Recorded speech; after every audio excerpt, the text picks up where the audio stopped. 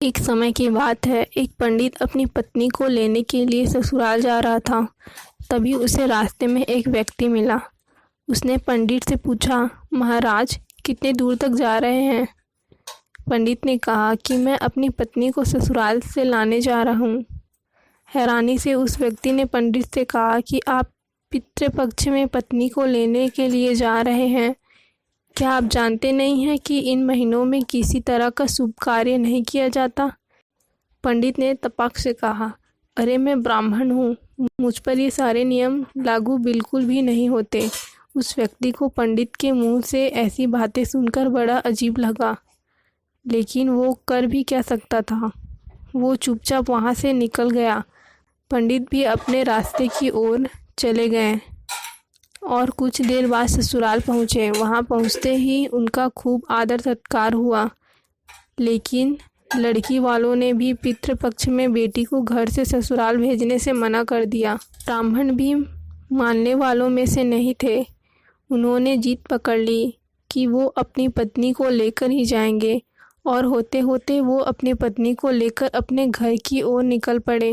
रास्ते में कुछ देर आगे बढ़ने पर पंडित को जोर से प्यास लगने लगी। सामने ही उन्हें कुआं नजर आया। वो वहां गए और रस्सी को खींचकर पानी निकालने लगे। उसी वक्त एक व्यक्ति भी वहां पहुंचा और उसने पंडित से लिए भी पानी निकालने के लिए कहा। जैसे ही पंडित उसके लिए पानी निकालने लगे, उसने पंडित को उठाकर कुएं के अंदर डाल दिया और पंडित के भेष में उसकी पत्नी के साथ रास्ते में आगे बढ़ने लगा। दोनों कुछ देर बाद पंडित के घर पहुंच गए। वो व्यक्ति पंडित का ही रूप बनकर उस महिला के साथ रहने लगा। ऐसे होते होते तकरीबन 3 महीने बीत गए, लेकिन पंडित अभी भी कुएं में ही फंसे थे। कुछ दिनों बाद उसी कुएं के पास एक व्यक्ति अपनी बैल लेकर गुजर रहा था। बैलों के गले की घंटी की आवाज़ पंडित के कानों पर पड़ी। तभी पंडित जोर से चिल्लाया, बचाओ बचाओ, कोई है तो मुझे बाहर निकालो। बैल लेकर जा रहे आदमी को लगा कि कुएं से कोई भूत बोल रहा है।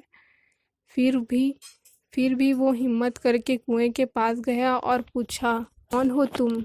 पंडित ने कुएं के अंदर से ही उस व्यक्ति को अपने साथ हुई पूरी घटना के बारे में बता दिया। सब कुछ सुनकर उस इंसान का दिल भर आया और पंडित को कुएं से बाहर निकाल लिया।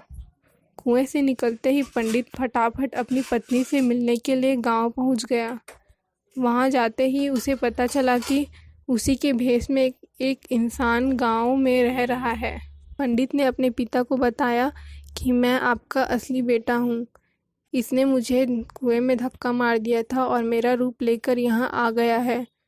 यही बात पंडित पूरे गांव वालों को बोलने लगा, लेकिन किसी ने उसकी बात पर भरोसा नहीं किया।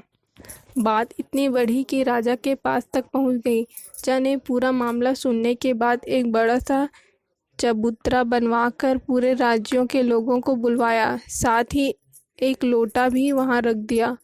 जब सभी लोग वहां पहुंच गए तो राजा ने दोनों से पूछा, तुम में से असली पंडित कौन है? जवाब में दोनों ने कहा, मैं असली हूँ, मैं असली हूँ। इस बात को सुनते ही राजा ने कहा, भी जल्दी से इस लोटे में घुसकर बाहर निकलेगा, उसी को मैं असली पंडित घोषित कर दूंगा। इतना सुनने पर झट से एक पंडित लोटे के अंदर घुस गया। इतने में राजा ने लोटे का ढक्कन तेजी से बंद कर दिया। लोटे के अंदर बंद होते ही वो चिल्लाने लगा कि राजा मुझे माफ़ कर दो, मैं आगे से ऐसा कुछ नहीं करूँगा। इतना सब देखकर लोग समझ गए कि असली पंडित कौन है। सबको पता चल गया कि वो भूत था जो लोटे में घुस गया था। वह भूत पंडित को सबक सिखाने के लिए उसका रूप बनाकर उसी घर में रह रहा था, क्योंकि वो पितृपक्ष में शुभ कार्य कर रहा था।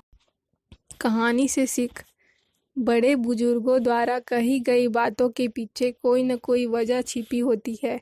इसलिए शुभ कार्यों को पितृपक्ष में नहीं किया जाना चाहिए। बुजुर्गों के अनुभव के आधार पर ही कुछ समय के लिए पितृपक्ष के दौरान शुभ कार्य करने से रुक जाना चाहिए।